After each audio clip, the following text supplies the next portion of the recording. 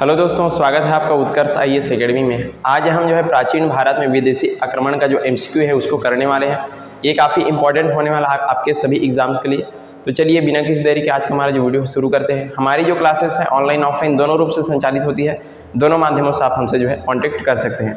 चलिए देखते हैं। यहाँ पर पहला प्रश्न दिया गया है कि भारत पर पहला संगठित विदेशी आक्रमण जो है किसने किया था।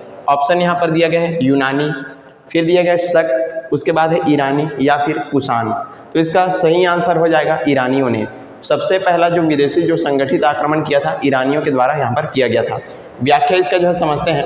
भारत पर पहला संगठित विदेशी आक्रमण जो है ईरान के आकेमेनिड शासन द्वारा मतलब दारा प्रथम ने यहाँ पर किया हुआ था। उसने लगभग 516 ईसा पूर्व में जो है सिंधु क्षेत्र पर, ये जो सिंधु क्षेत्र है इसको आपको याद रखना है कि कौन से क्षेत्र पर आक्रमण किया है, ये भी पूछा जाता है। तो सिंधु क्षेत्र पर वो जो है अधिकार कर लेता है और उसे अपने साम्राज्य का एक जो प्रांत है वो बना लेता है। इस आक्रमण का मुख्य उद्देश्य क्या था, तो आर्थिक लाभ प्राप्त करना था, क्योंकि उस समय जो है भारत अत्यंत क्या था, समृद्ध था। इसी के कारण से जो विदेशी जो आक्रमण करता है इसकी तरफ जो है ज़्यादा आकर्षित हुआ करते थे। इस घटना से भारत और पश्चिमी एशिया के बीच जो है व्यापार और सांस्कृतिक संपर्क की जो है शुरुआत यहाँ पर होती है, जो आगे चल करके भारतीय इतिहास का विकास में काफ़ी महत्वपूर्ण जो है सिद्ध होता है। तो ये था पहला क्वेश्चन हमारा ईरानी आक्रमण। चलिए अगला क्वेश्चन देखते हैं। दारा प्रथम ने जो है भारत के किस भाग को अपने साम्राज्य में मिलाया था। जो क्वेश्चन यहाँ पर बताया गया था वही जो है आगे है, गंगा घाटी, दक्कन, सिंधु क्षेत्र या फिर बंगाल। तो इसका सही आंसर हो जाएगा आपका सिंधु क्षेत्र को। जैसे कि मैंने बताया इन्होंने जो है सिंधु क्षेत्र को अपने साम्राज्य में मिला लिया था। तो दारा प्रथम ने जो है उत्तर पश्चिम भारत के सिंधु क्षेत्र को अपने साम्राज्य में शामिल कर लिया। ये जो क्षेत्र है उसके साम्राज्य का जो है 20वां जो प्रांत है वो बना हुआ था, जहां से वह जो है क्या करता था, कर वसूलता था, टैक्स जो है वसूलता था। इस क्षेत्र के समृद्ध संसाधनों और व्यापारिक महत्व के कारण वह ईरान साम्राज्य के लिए काफी महत्वपूर्ण जो है क्षेत्र हुआ करता था। इससे यह भी स्पष्ट होता है कि उस समय भारत आर्थिक रूप से क्या था, काफी जो है विकसित और समृद्ध था। इसी कारण से जो है आकर्षित हुआ करते थे जो विदेशी आक्रमण करते थे। चलिए अगला क्वेश्चन देखते हैं। सिकंदर और पोरस के बीच युद्ध जो है कहां पर हुआ था, गंगा, यमुना, झेलम या फिर सतलज। तो इसका सही आंसर हो जाएगा आपका झेलम का युद्ध है, जो आप सभी लोगों ने इसके बारे में पढ़ा होगा, सुना होगा। तो सिकंदर और पोरस के बीच जो प्रसिद्ध युद्ध हुआ है झेलम नदी के किनारे हुआ है, जिसे क्या बोला जाता है, जिसे जो है हाइडे स्पीच युद्ध के नाम से भी इसको जो है जाना जाता है। इस युद्ध में जो है पोरस ने अत्यंत वीरता दिखाई और भले ही वो जो है क्या होता है युद्ध में हार जाता है। और इस युद्ध ने जो है भारतीय शासकों की जो युद्ध क्षमता और साहस को जो है दर्शाता है, जिससे सिकंदर भी काफी प्रभावित होता है। पोरस जो है काफी बेहतरीन तरीके से काफी बहादुरी से जो है सिकंदर के साथ लड़ता है, भले ही वो जो है हार जाता है। इसके बाद जो है पोरस जो सिकंदर है पोरस से पूछता है कि आपके साथ जो है कैसा व्यवहार किया जाए। तो पोरस बोलता है कि मेरे साथ जो है एक राजा की तरह व्यवहार किया जाए। तो इससे जो है सिकंदर काफी प्रभावित होता है और उसको जो है अपना जो साम्राज्य है वापिस कर देते हैं पोरस को, और क्या कर लेते हैं, उससे मित्रता भी यहाँ पर कर लेते हैं। तो काफी साहस पूर्वक जो है जो पोरस है सिकंदर का यहाँ पर युद्ध हुआ था। अगला क्वेश्चन देखते हैं। इंडो ग्रीक शासन की स्थापना जो है किसने की थी, मिनांडर, डेमेट्रियस, सेल्यूकस या फिर दारा। तो इसका सही आंसर हो जाएगा डेमेट्रियस ने। डेमेट्रियस ने भारत में जो है इंडो ग्रीक शासन की यहाँ पर स्थापना करता है। सिकंदर के बाद उसके उत्तराधिकारियों में भारत के कुछ हिस्सों पर इन्होंने क्या किया था, शासन किया था। और जो है डेमेट्रियस उन्हें जो है प्रमुख शासक यहाँ पर हुआ था। इस शासन के दौरान भारतीय और यूनानी संस्कृति का यहाँ पर काफी मेल हुआ, जिससे कला और स्थापत्य में जो है नए जो प्रयोग है हमको देखने को मिलते हैं। गांधार कला, इन सभी जो कला है उनका यहाँ पर जन्म होता है। अगला क्वेश्चन देखते हैं। मिनांडर जो है किस नाम से प्रसिद्ध था। तो ऑप्शन दिया गया है मिलिंद, अशोक, कनिष्क या फिर पोरस। काफी इजी क्वेश्चन है और काफी इंपॉर्टेंट क्वेश्चन है ये। तो ये जो मिनांडर है वो मिलिंद के नाम से यहाँ पर प्रसिद्ध होता है। मिनांडर को जो भारतीय ग्रंथों में क्या बोला गया है, मिलिंद के नाम से यहाँ पर जाना जाता है।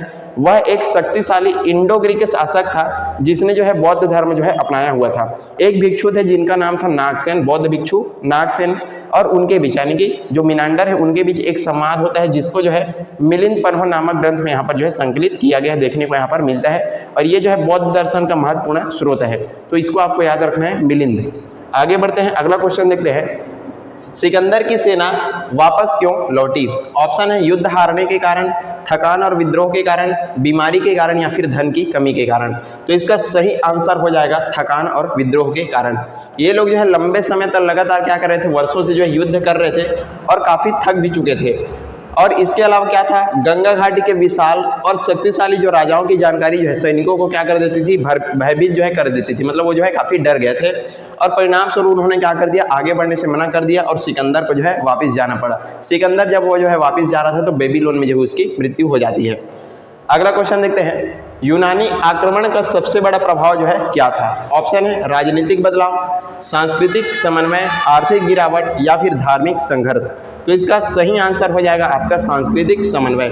यूनानी आक्रमण सबसे महत्वपूर्ण प्रभाव भारतीय और यूनानी संस्कृतियों का यहाँ पर मेल देखने को मिलता है। इसी से जो है गांधार कला का जो यहाँ पर विकास हमको देखने को मिलता है, जिससे जो है यूनानी शैली और भारतीय शैली का अद्भुत संयोजन देखने को मिलता है। ये जो है सांस्कृतिक समन्वय भारतीय कला के विकास में काफी जो है महत्वपूर्ण रहा था। तो सांस्कृतिक समन्वय यहाँ पर देखने को मिलता है। अगला क्वेश्चन है, शक जो है किस मूल के थे, भारतीय, यूनानी, मध्य एशियाई या फिर ईरानी। तो इसका सही आंसर हो जाएगा मध्य एशियाई। जो शक लोग हैं वास्तव में मध्य एशिया की कैसी एक घुमंतु जनजाति थे, जिन्होंने क्या किया था, स्किथियन भी इसको कहा जाता है। वे उत्तर पश्चिम दिशा से जो भारत में आए हुए हैं और इनके भारत आने का मुख्य कारण क्या था, जो अन्य शक्तिशाली जो जनजातियां थी उनका दबाव था, जिन्होंने उनको क्या कर दिया था, अपने मूल स्थान से उनको खदेड़ दिया था, उनको भगा दिया था। भारत में आकर के उन्होंने जो है विभिन्न क्षेत्रों पर स्थापना वो जो है क्या करते हैं, शासन करते हैं और धीरे धीरे वो जो है भारतीय समाज में जो है पूरी तरीके से घुल मिल जाते हैं। तो जो शक थे वो जो है मध्य एशियाई हैं, इनको याद रखिएगा।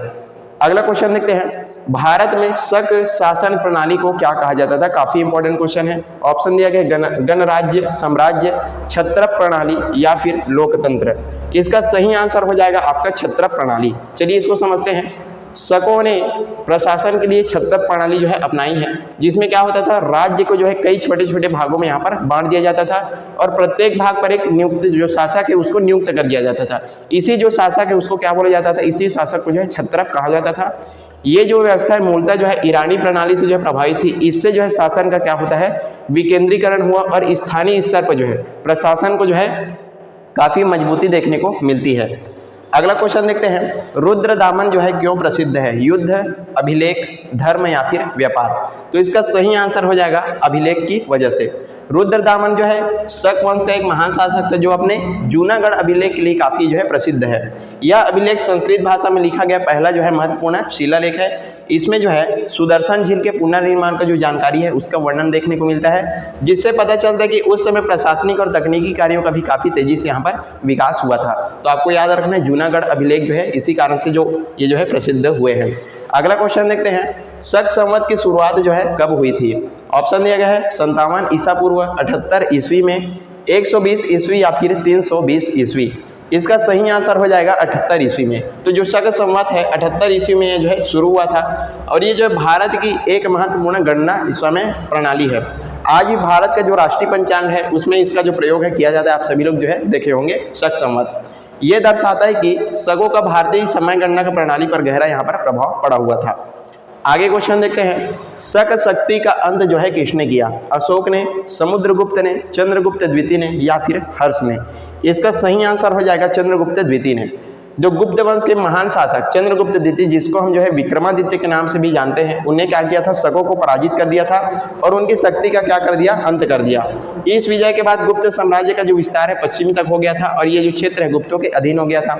शकों का अंत करने के बाद जो है चंद्रगुप्त द्वितीय को जो है शकारी की उपाधि जो है धारण जो है करता है। इसको भी आपको याद रखना है। चलिए आगे बढ़ते हैं, अगला क्वेश्चन देखते हैं, शक कला का सबसे बड़ा योगदान जो है क्या था, युद्ध, कला, काल गणना या फिर शिक्षा। इसका सही आंसर हो जाएगा काल गणना। जैसा कि हमने देखा था तो शक कला का सबसे बड़ा योगदान क्या था, ये जो शक संवत की शुरुआत होना, जो कि आज हमारे भारतीय राष्ट्रीय पंचांग में यह उपयोग होता है। ये दर्शाता है कि उनका प्रभाव केवल जो है राजनीतिक तक सीमित नहीं था, बल्कि समय गणना जैसी जो महत्वपूर्ण प्रणाली है उस पर भी काफी इसका प्रभाव देखने को मिलता है। अगला क्वेश्चन है, गोंडोफर्नेस कौन था, यूनानी शासक, शक शासक, पार्थियन शासक या फिर कुषाण शासक। इसका सही आंसर हो जाएगा पार्थियन शासक। चलिए गोंडोफर्नेस के बारे में जानते हैं। गोंडोफर्नेस जो है पार्थियन वंश के जो है प्रमुख शासक था। उसका नाम जो है कुछ ईसाई परंपराओं में भी मिलता देखने को, जिससे पता चलता है कि उस समय भारत और पश्चिमी देशों के बीच जो है सांस्कृतिक संपर्क था। जब जो है गोंडोफर्नेस जो है शासन कर रहे थे तो उस समय ईसाई धर्म के प्रचारक आए हुए थे, जिसका नाम था सेंट थॉमस। तो इसको भी आपको याद रखना है। आगे बढ़ते हैं, अगला क्वेश्चन देखते हैं, पार्थियन के बाद भारत में जो है कौन आया, यानी कि पार्थियनों के बाद जो है भारत में किसका शासन हुआ था, शकों का, यूनानियों का, कुषाण का या फिर मौर्य का। तो इसका सही आंसर क्या हो जाएगा, कुषाण। पार्थियनों के बाद जो है कौन आते हैं, कुषाण आते हैं। पार्थियन शासन के बाद जो है कुषाणों का उदय हुआ। कुषाण शासकों ने एक शक्तिशाली और विस्तृत साम्राज्य यहाँ पर जो है स्थापित किया था, जिससे भारतीय इतिहास में महत्वपूर्ण काफी भूमिका जो है निभाते हैं। अगला क्वेश्चन देखते हैं, कुषाण वंश का जो संस्थापक है वो जो है कौन था, यहाँ पर पूछा जा रहा है। कनिष्क, कुजुल कड़फिसेस, भीम कड़फिसेस या फिर अशोक। तो कुषाण वंश के संस्थापक थे आपके कुजुल कड़फिसेस, इसको याद रखना है। कुजुल कड़फिसेस जो है कुषाण वंश का संस्थापक था, जिसने जो है विभिन्न युएझी कबीलों को मिल करके क्या किया था, एकजुट किया था और संगठित शक्ति इन्होंने जो है बनाई हुई थी। उसने उत्तर पश्चिम भारत में अपनी सत्ता स्थापित किया, जिससे आगे चल करके एक विशाल कुषाण साम्राज्य के जो है निर्माण करते हैं। राजनीतिक एकीकरण उस समय के लिए काफी जो है बहुत महत्वपूर्ण हो गया था। अगला क्वेश्चन देखते हैं, चौथी बौद्ध संगीति कहाँ पर जो है आयोजित हुई थी, वैशाली में, राजगृह में, कश्मीर में या फिर सारनाथ में। तो इसका सही आंसर हो जाएगा कश्मीर में जो है इसका आयोजन किया गया था। कनिष्क के शासनकाल में कश्मीर में जो है चौथी बौद्ध संगीति का आयोजन यहाँ पर किया गया था। इस संगीति में जो है बौद्ध धर्म की महायान शाखा जो है उस संप्रदाय को जो है बढ़ावा दिया गया है, और साथ ही साथ इसके सिद्धांतों को व्यवस्थित से रूप से यहाँ पर संकलित किया गया, और इससे बौद्ध धर्म के प्रसार में जो है काफी तेजी देखने को मिलती है। आगे क्वेश्चन देखते हैं, गांधार कला की मुख्य विशेषता यहाँ पर पूछा जा रहा है कि गांधार कला की मुख्य विशेषता क्या है।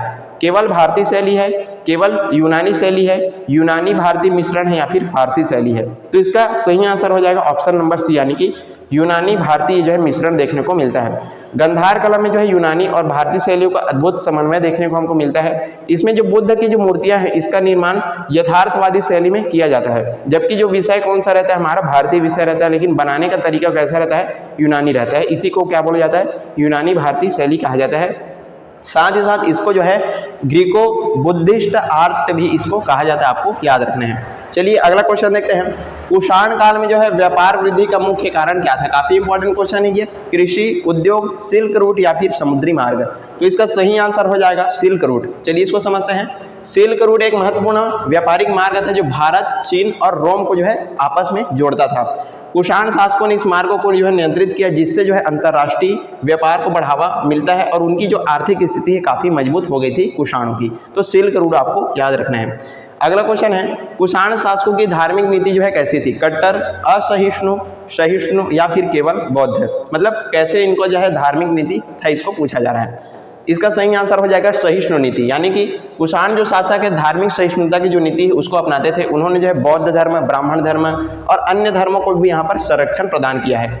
इससे समाज में सांस्कृतिक समन्वय बनी रही और शांति यहाँ पर देखने को मिलती है, जो शासन की एक बहुत ही महत्वपूर्ण विशेषता यहाँ पर देखने को मिल जाता है।